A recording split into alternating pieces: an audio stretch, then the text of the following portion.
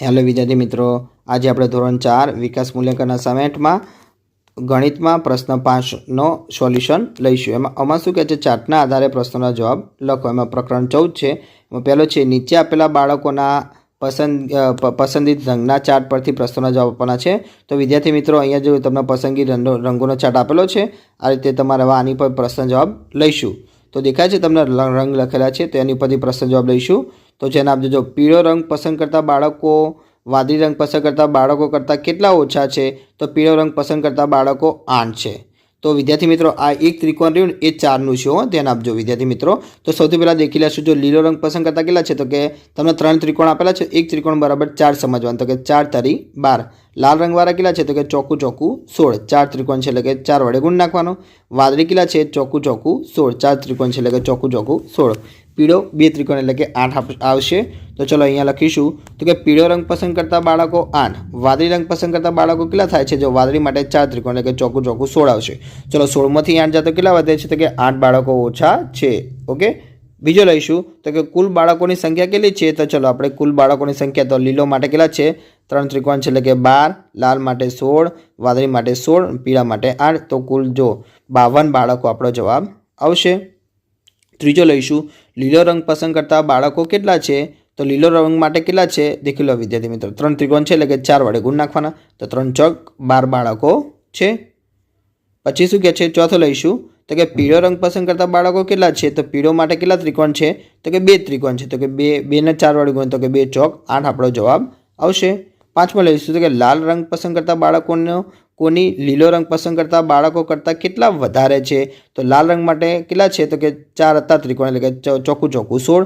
લીલો રંગ માટે કેટલા ત્રિકોણ છે? તો કે 3 ત્રિકોણ, તો 3 ત્રિકોણ છે એટલે કે 3 ચોક 12, તો કેટલા વધારે છે? તો શું કરીશું? બાદબાકી કરી નાખીશું। ચલો 16માંથી 12 જાય તો કેટલા વધે? 4 વધે છે, તો કે 4 વધારે છે।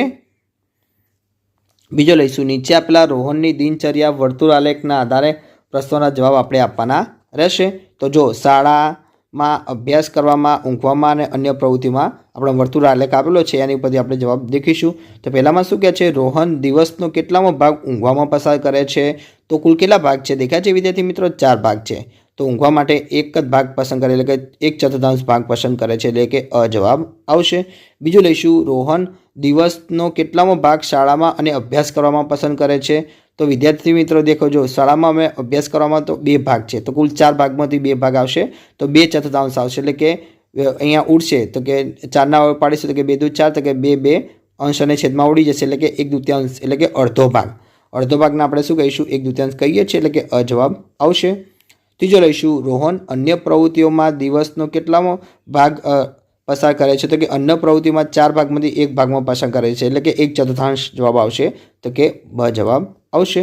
ચોથું લઈશું, ચોથામાં શું કહે છે, રોહન દિવસનો કેટલામો ભાગ ઊંઘવામાં અને અન્ય પ્રવૃત્તિમાં પસાર કરે છે? તો દેખીશું, જો ઊંઘવામાં અને અન્ય પ્રવૃત્તિમાં કેટલો છે? 4 ભાગમાંથી 2 ભાગ, એટલે કે અડધો દેખાય છે વિદ્યાર્થી મિત્રો, આખો વર્તુળનો અડધો ભાગ લઈ લે છે। તો અડધો ભાગ એટલે શું કહેવાય? 1/2 કહેવાય। તો શોર્ટકટમાં કહે તો કે આપણો જવાબ આવશે। પાંચમો લઈશું, કે રોહન દિવસનો કેટલામો ભાગ શાળામાં પસાર કરે છે?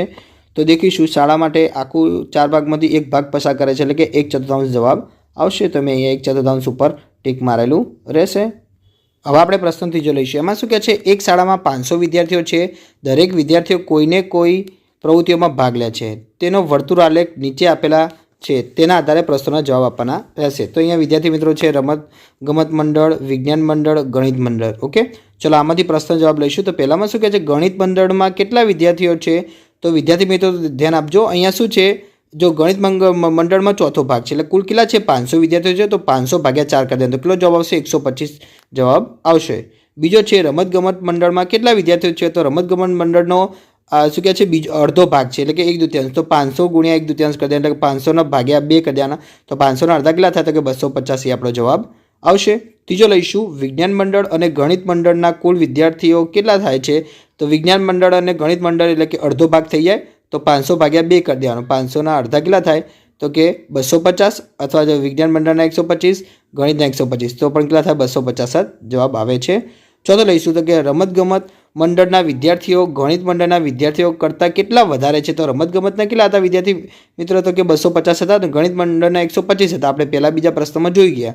તો 250માંથી 125 બાદ કરી દો તો કેટલા વધે છે? તો 125 વધે છે. તો 125 વધારે છે.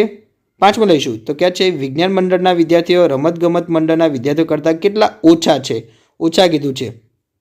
તો વિજ્ઞાન મંડળના વિદ્યાર્થીઓ રમતગમત તો તમને ખબર છે રમતગમત મંડળના વિદ્યાર્થીઓ કેટલા છે? 250. વિજ્ઞાન મંડળના 125. તો 250માંથી 125 કાઢી નાખો તો 125 વધે છે. તો કે 125 જેટલા ઓછા છે. ચોથો લઈશું. આમાં શું કહે છે? નીચે બાળકોને કાગળ કાપીને બનાવેલી માથામાં પહેરવાની પટ્ટીનો ચાર્ટ આપેલો છે. તેના પ્રશ્ન શું કે તેના પરથી પ્રશ્નોના જવાબ આપવાના છે. તો વિદ્યાર્થી મિત્રો તમને આ રીતે ચાર્ટ આપેલો છે. આ રીતે આમાંથી પ્રશ્નના જવાબ તમારા આવશે. ચલો આમાંથી પ્રશ્ન જવાબ લઈશું. તો કે સૌથી નાનું માથું કોનું છે? તો વિદ્યાર્થી મિત્રો સૌથી નાની પટ્ટી તમને કઈ દેખાય છે? તો કે જીનલની સૌથી નાની પટ્ટી દેખાય છે. તો કે સૌથી નાનું માથું જીનલનું છે. ચલો સૌથી લાંબી અને સૌથી નાની પટ્ટીનો લંબાઈનો તફાવત કેટલો? તફાવત એટલે કે બાદ બાકી. ચલો સૌથી લાંબી પટ્ટી કોની છે? તો હેમનની છે. તો હેમનની સૌથી લાંબી પટ્ટી કેટલી છે? તો કે 55. અને સૌથી નાની કોની છે? જીનલની. એની કેટલી છે? તો 40. તો ચલો 55માંથી 40 કાઢી નાખો તો કેટલો જવાબ આવશે? 15 જવાબ આવશે. તો તફાવત કેટલો મળશે? 15 મળશે.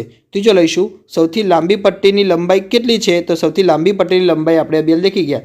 તમારે વિદ્યાર્થી મિત્રો અહીંયા શું કરવાનું? તમારે સ્કેલ લઈને મૂકી દેવાનું. સ્કેલ લઈને મૂકશો તો તમારે 55 ઉપર સીધી આવશે. તો કે 55 સેમી છે. ચોથો સૌથી મોટું માથું કોનું છે? તો સૌથી મોટું માથું કોનું હોય? હેમંતનું હોય. તો કે સૌથી મોટું માથું હેમંતનું છે. પાંચમો સૌથી નાની પટ્ટીની લંબાઈ કેટલી છે? તો સૌથી નાની પટ્ટીની લંબાઈ જીનલની છે. તેની લંબાઈ કેટલી બતાવે છે? આપણને 40 સેન્ટીમીટર બતાવે છે. તમારે અહીંયા સ્કેલ એટલે કે ફૂટ પટ્ટી મૂકીને દેખી લેશો તો તમને 40 સેમી જ મળશે. હવે પ્રશ્ન 5નો બ લઈશું. એમાં શું કહે છે? પેટર્ન આગળ વધારવાની છે. તો વિદ્યાર્થી મિત્રો તમને જો પહેલામાં ત્રિકોણ આ શું છે? ચતુષ્કોણ છે, પછી સ્ટાર આપેલો છે, પછી દિલ છે, પછી ફૂલ છે. તો પાછું ચતુષ્કોણ આવ્યું, સ્ટાર આવે તો પછી શું આવે? દિલ જ આવે ને પછી ફૂલ આવે. ઓકે ચલો બીજું છે. તો પહેલું જો ઊભું છે, બીજું આડું, ત્રીજું ઊભું, ચોથું આડું. તો પાંચમું ઊભું આવે ને છઠ્ઠું કયું આવે? આડું જ આવે. ત્રીજું લઈશું તો કે વર્તુળ, પછી આપણે એને કહીશું ચોરસ, પછી વી, પછી ઊંધો યુ, પછી પાછું વર્તુળ આવ્યું, પછી પાછું ચોરસ આવ્યું. તો પાછું શું આવે? વી આવે, પછી પાછું ઊંધો યુ આવે. ચલો ચોથું લઈશું તો કે જો વિદ્યાર્થી મિત્રો શું છે? સીધું, પછી થોડુંક ત્રાંસું, પછી આખું ત્રાંસું, પછી થોડુંક ત્રાંસું, પછી સીધું આવશે, પછી થોડુંક ત્રાંસું આવશે. ઓકે એ આપણો જવાબ રહેશે. પાંચમું લઈશું તો પહેલું ત્રિકોણ જો આપણે ઘાટું ગોળ, પછી એક અંદર ગોળની અંદર નાનું ગોળ ને એક ખાલી ગોળ. તો જો પહેલું ખાલી ગોળ ઉપર છે, પછી બીજી વાર જમણી બાજુ હોય ખાલી ગોળ, ત્રીજી વાર ડાબી બાજુ હોય. તો ચોથી વાર ક્યાં આવશે? ખાલી ગોળ પાછું ઉપર જ આવશે. ને પાંચમી વાર ખાલી ગોળ કઈ બાજુ આવશે? જમણી બાજુ આવશે. ઓકે એટલે કે ચોથા નંબરનું રે કોના જેવું આવશે? પહેલા નંબર જેવું આવશે. અને પાંચમા નંબરનું રે એ બીજા જેવું આવશે. છઠ્ઠું લઈશું. તેમાં શું કહે છે? જો પેલું જમણી બાજુ ત્રિકોણ ગયું, પછી ઉપર ગયું, પછી ડાબી બાજુ, પછી નીચે આવે તો પાછું ક્યાં આવે? જમણી બાજુ આવે, પછી ઉપર જ આવે. સાતમું લઈશું. એમાં શું કહે છે? જો પહેલું ચતુષ્કોણ છે, પછી સીધું ત્રિકોણ, પછી ઊંધું ત્રિકોણ, પાછું ચતુષ્કોણ, સીધું ત્રિકોણ, ઊંધું ત્રિકોણ. તો પાછું શું આવે? ચતુષ્કોણ આવે, પછી સીધું ત્રિકોણ, પછી ઊંધું ત્રિકોણ આવે. આઠમું લઈશું. તેમાં શું કહે છે? જો આપણાને જો એ શું કહે છે? કેટલા ભાગ છે? 8 ભાગ છે. 8 ભાગમાંથી આપણા આ ભાગ તમને ઘૂંટેલો છે તો પછી આની નીચેવાળો આવ્યો, પછી આ બાજુનો આવે તો પછી કયો આ બાજુનો આવે? આપણે ડાબી બાજુ જમણી બાજુનો આવશે, પછી જમણી બાજુની ઉપરનો આવશે થોડોક. એટલે કે આ રીતે તમારો જવાબ આવશે. અહીંયા તમને જવાબ આપેલો છે વિદ્યાર્થી મિત્રો. આ રીતે તમારે સરસ કોઈ આકૃતિ દોરી નાખવાની રહેશે. ચલો પાંચમાનો ક લઈશું. એમાં શું કહે છે? બાકીનું અડધું ચિત્ર દોરો. અહીંયા તમને અડધું ચિત્ર આપેલું છે તો વિદ્યાર્થી મિત્રો તમારે અડધું ચિત્ર દોરવાનું. તો કેવું આવશે? તો તમને આવું અડધું ચિત્ર મળશે. જેવું તમને ડાબી બાજુ દોરેલું છે એવું ને એવું વિદ્યાર્થી મિત્રો તમારે જમણી બાજુ દોરવાનું રહેશે. Same to same. તો દેખો જો પહેલા નંબરનું ચિત્ર, બીજા નંબરનું ચિત્ર, ત્રીજા નંબરનું ચિત્ર અને ચોથા નંબરનું ચિત્ર આ રીતે તમારે દોરી નાખવાનું રહેશે. વિદ્યાર્થી મિત્રો તમને મારો વિડીયો ગમ્યો હોય તો ચેનલને લાઇક, શેર અને સબસ્ક્રાઈબ કરવાનું ભૂલતા નહીં.